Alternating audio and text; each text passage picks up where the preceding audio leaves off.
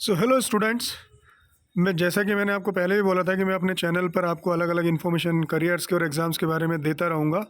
सो उसी सीरीज़ में आज हम बात करने वाले हैं करियर इन इंजीनियरिंग। और इंजीनियरिंग में भी फिर जो मेन एग्ज़ाम होता है, जो सबसे बड़ा एग्ज़ाम है इंडिया का, जेईई, उसके बारे में बात करेंगे। So let's start with this. Engineering का एक स्ट्रक्चर है जो मैं आपके सामने यहाँ बताने वाला हूँ, और जो ये सामने आपको दिख रहा है कि किस तरीके से यहाँ पे कॉलेज का डिस्ट्रीब्यूशन है। सबसे टॉप पर हमारे यहाँ आईआईटीज़ आते हैं, फिर एनआईटीज़ आते हैं, फिर हमारे ट्रिपल आईटी और जो गवर्नमेंट फंडेड टेक्निकल इंस्टीट्यूट होते हैं, जिसमें अलग से फिर आईआईएसईआर और आईआईएसटी जैसे कॉलेजेस भी शामिल हैं। उसके बाद फिर सारे डीम्ड यूनिवर्सिटी, स्टेट के गवर्नमेंट और प्राइवेट कॉलेजेस, इस तरीके से सारा स्ट्रक्चर जो है ना हमारे इंडिया में इंजीनियरिंग का बना हुआ है।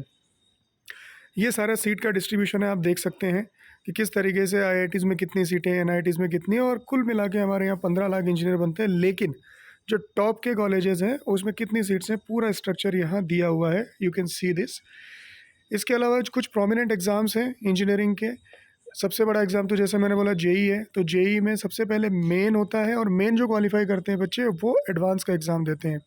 इसके अलावा भी bit set, VIT, KCET, Maharashtra CET, इस तरीके के एग्ज़ाम होते हैं जिसके थ्रू वहाँ के कॉलेजेस में एडमिशन मिलता है।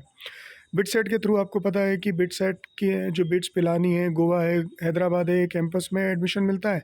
और वीआईटी के थ्रू वीआईटी के जो कैंपसेस हैं, भोपाल है और वेल्लूर है, उनमें एडमिशन मिलता है। केसीईटी और महाराष्ट्र सीईटी से कर्नाटक और महाराष्ट्र में जो कॉलेजेस हैं उन सभी में एडमिशन मिलता है। ये कुछ पॉपुलर ब्रांचेज़ हैं। लेफ्ट हैंड साइड में अगर आप देखेंगे तो कुछ कोर ब्रांचेज़ मैंने दी हुई हैं, और ये जो इसका सीक्वेंस है, यही सीक्वेंस फॉलो किया जाता है जनरली जब आप चॉइस फिलिंग करते हैं या फिर जब आप चूज़ करते हैं कि कौन सी ब्रांच लेनी चाहिए। और राइट हैंड साइड में वो ब्रांचेज़ हैं जो थोड़ी नई हैं लेकिन धीरे धीरे करके पॉपुलर होती जा रही हैं। जेईई एडवांस एक्चुअली एग्ज़ाम है जो कि 23 आईआईटीज़ में और आईआईएसटी में, आईआईएसईआर्स में, आईआईएससी में, राजीव गांधी पेट्रोलियम टेक्नोलॉजी का जो इंस्टीट्यूट है, आईआईपी, इन सभी में एडमिशन के लिए ये जेईई एडवांस एग्ज़ाम होता है। इसके 2 अटैम्प्ट होते हैं, एक 12th के बाद और एक 12th के साथ। अगर आपने कोई भी एक अटैम्प्ट मिस कर दिया तो आपको कोई एक्स्ट्रा अटैम्प्ट नहीं मिलेगा, आपको सिर्फ टोटल 2 ही अटैम्प्ट मिलेंगे। इस एग्ज़ाम में 2 पेपर होते हैं और दोनों 3-3 घंटे के पेपर होते हैं। पैटर्न का कोई फिक्सेशन नहीं है, पैटर्न हर साल चेंज होता है, इसीलिए जेईई एडवांस काफ़ी डिफ़िकल्ट एग्ज़ाम माना जाता है।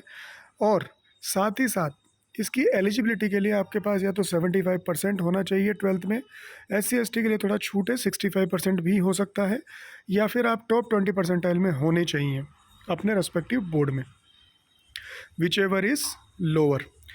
एंट्रेंस एग्ज़ाम जो जेईई मेन का है वो mainly NIT, triple IT, government funded technical institute, state and private के जो गवर्नमेंट एंड प्राइवेट कॉलेजेस हैं उन सभी में एडमिशन के लिए होता है। इसके 3 अटैम्प्ट हैं, एक 12th के साथ और 2 उसके बाद। इसके अलावा ये जो एग्ज़ाम है एनटीए के द्वारा कंडक्ट करवाया जाता है, और इस एग्ज़ाम को क्वालिफाई करने के बाद आप जेईई एडवांस दे सकते हैं। इसका जो मोड ऑफ एग्ज़ाम है ये ऑनलाइन रहता है। अगर हम सिलेक्शन की बात करें तो इस बार मैंने जो लेटेस्ट ट्रेंड है उसको लिया है, और 2022 में करीब 8,72,000 बच्चों ने अराउंड जेईई मेन के फर्स्ट अटैम्प्ट दिया था। जेईई मेन का अटैम्प्ट 7,69,000 स्टूडेंट ने करीब दिया, एंड उसमें से फाइनली जो अपीयर हुए वो आपके सामने फिगर लिखा हुआ है। Ultimately 2,50,000 students was qualified for JEE advanced. और ये जेईई एडवांस में जब क्वालिफाई हो गए तो जेईई एडवांस देंगे, और जेईई एडवांस में फिर जो रैंक लिस्ट निकलेगी उसके बेसिस पर 16,000 सीटें आईआईटी की उसके थ्रू भरी जाएंगी। लेकिन करीब 35 से 40,000 रैंक निकलती हैं जेईई एडवांस में, और जितने भी बच्चों की रैंक जेईई मेन में आई है उनको 35,000 सीटें लगभग एनआईटी, ट्रिपल आईटी और जीएफटीआई की मिलेंगी काउंसिल करने के लिए। उसके अलावा भी सीट्स हैं वो एक्स्ट्रा हैं। एक थोड़ा सा जेईई मेन के बारे में और डिटेल बता देता हूँ आपको। जेईई मेन का एग्ज़ाम तो एक्चुअली 3 घंटे का होता है, 90 क्वेश्चन होते हैं, लेकिन 75 आपको करने मैंडेटरी हैं, क्योंकि उसमें 20 क्वेश्चन तो ऑब्जेक्टिव टाइप है और 5 क्वेश्चन जो है ना वो इंटीजर टाइप होते हैं हर सब्जेक्ट में। लेकिन इसके साथ साथ अगर आप बी आर्किटेक्चर करना चाहते हैं या बी प्लानिंग करना चाहते हैं तो फिर आपको जेईई मेन का जो 3 घंटे का एग्ज़ाम है उसके अलावा एक और एग्ज़ाम देना पड़ता है, बी आर्किटेक्चर का, बी प्लानिंग का। वो चूज़ कर सकता है बच्चा कौन सा देना चाहता है।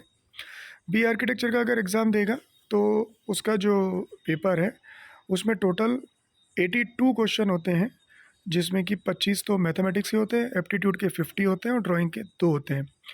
उसमें से 75 82 में से 75 क्वेश्चन करना मैंडेटरी होता है और टोटल जो इसके मार्क्स होते हैं वो 400 होते हैं। अगर प्लानिंग का एग्ज़ाम देता है बच्चा तो उसमें अगेन 105 क्वेश्चन होते हैं और 100 करना मैंडेटरी होता है।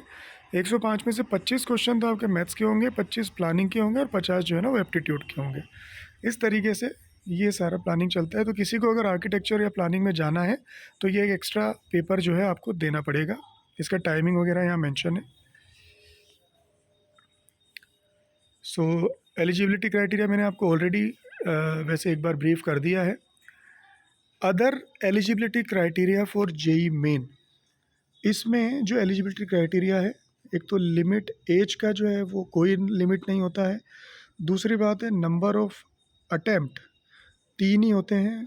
और appearance in class 12th, candidate should have appeared for the class 12th examination for the first time all the subject in either 2015 और 16 who passed class 12th in 2014 are not eligible।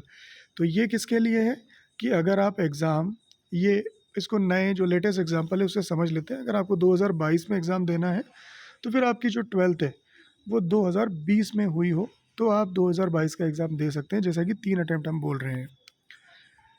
Engineering के बाद क्या careers होते हैं? Engineering के बाद आप job कर लो, सिविल सर्विसेज में चले जाओ, हायर एजुकेशन कर सकते हो इंडिया में या बाहर, आप एंटरप्रेनर भी बन सकते हो। बहुत सारे एंटरप्रेनर्स हैं, चाहे वो ओला के फाउंडर्स हों, ओयो के फाउंडर्स हों, या फिर बहुत सारे फाउंडर्स हैं जो आईआईटी से निकलकर अपना खुद का ना स्टार्टअप चालू करते हैं और सक्सीड भी हुए हैं उन सभी में।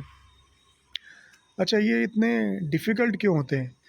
तो डिफ़िकल्ट होने का सीधा सा रीज़न ये है कि इसके एक तो डिफरेंट पैटर्न है रेगुलर बोर्ड से, और एक इसमें डिफ़िकल्टी लेवल जो है ना वो वेरी करता रहता है। एडवांस में तो हर साल पैटर्न चेंज होता है। मार्किंग सिस्टम है लेकिन नेगेटिव मार्किंग के साथ है, और थोड़ा सा लेंदी पेपर होता है। सिलेक्शन रेशो थोड़ा कम है, ह्यूज नंबर ऑफ पार्टिसिपेंट है, and they make psychological pressure also on you when you attempt the paper. तो ये जब पेपर आप अटेम्प्ट करने जाते हैं तो उसमें आपको बहुत सारे तरीके के क्वेश्चंस मिलते हैं और वो क्वेश्चन से आपके ऊपर प्रेशर बनाया जाता है सो दैट आप उससे प्रेशर में आ जाए। लेकिन अगर आप प्रॉपरली तैयार हैं, आपने अच्छे से प्रिपरेशन किया है, तो आपको कोई प्रॉब्लम उसमें नहीं आएगा। क्या प्रिपरेशन टिप्स हो सकती हैं? सबसे पहला प्रिपरेशन टिप्स तो ये है कि एनसीईआरटी आपको बहुत अच्छे से कवर होना चाहिए। हर कंसेप्ट एनसीईआरटी का क्लियर होना चाहिए। सही रेफरेंस बुक्स जो टीचर्स या आपकी कोचिंग या फिर जो आपके स्कूल्स हैं वो सजेस्ट करते हैं वही आपको फॉलो करनी चाहिए। जो टीचर्स एंड ट्रेनिंग इंस्टीट्यूट आपको मेथडोलॉजी फॉलो करने के लिए बोलते हैं, बिल्कुल भी अपना दिमाग ना लगाएं, क्योंकि ये एग्ज़ाम्स बहुत सालों से चल रहे हैं और वो लोग जो भी आपको सजेस्ट करते हैं सिर्फ वही मेथड जो है ना आप फॉलो करें। अपने डाउट्स क्लियर करें और जो भी आपको पढ़ाया जाता है डेली बेसिस पे उसको रिवाइज़ करें। प्रीवियस पेपर सॉल्व करें। टेस्ट जितने भी होते हैं किसी भी टेस्ट को स्किप ना करें, सारे टेस्ट आपको देने हैं। शॉर्ट नोट्स बनाएं अपने रिवीजन के ताकि लास्ट टाइम पे आपके काम आ सकें, और हमेशा अपना एटीट्यूड जो है ना पॉजिटिव रखें, बिकॉज पॉजिटिव एटीट्यूड के साथ आप इस एग्ज़ाम को क्लियर कर सकते हैं। कभी भी नेगेटिविटी को हावी ना होने दें अपने ऊपर। इसके अलावा ये कुछ और एग्ज़ाम है, वो जेई के बारे में था। एक नाटा का एग्ज़ाम भी होता है जो mainly national aptitude test in architecture. Details आपके सामने हैं, आप जस्ट गो थ्रू कर सकते हैं इस डिटेल को। और अगर कोई भी इन्फॉर्मेशन आपको और चाहिए इसके बारे में तो जस्ट कमेंट छोड़ दें मुझे, मैं आपको बिल्कुल रिवर्ट करूँगा। इसके अलावा इंडियन मेरीटाइम यूनिवर्सिटी होती है, ये भी इंजीनियरिंग से रिलेटेड ही है, लेकिन ये जो है मेनली करियर्स की अपॉर्चुनिटी आपको देती हैं। नेवी में और जो मर्चेंट नेवी है उसमें आपको करियर की अपॉर्चुनिटी मिलती हैं। शिप्स हैं उसमें आपको करियर की अपॉर्चुनिटीज़ मिलती हैं इन यूनिवर्सिटीज़ के थ्रू एडमिशन लेने पर। So thank you very much. This is all about the engineering education in India. If I also come, क्योंकि टाइम का लिमिटेशन होता है, अभी और भी बहुत सारे पॉइंट है विच आई वांट टू कवर। मैं काउंसलिंग की पीपीटी लेकर, काउंसलिंग की इन्फॉर्मेशन लेकर फिर से आपके सामने आऊँगा। तब तक सब्सक्राइब कीजिए मेरा चैनल और ऐसी इन्फॉर्मेशन और देखते रहिए। Thank you.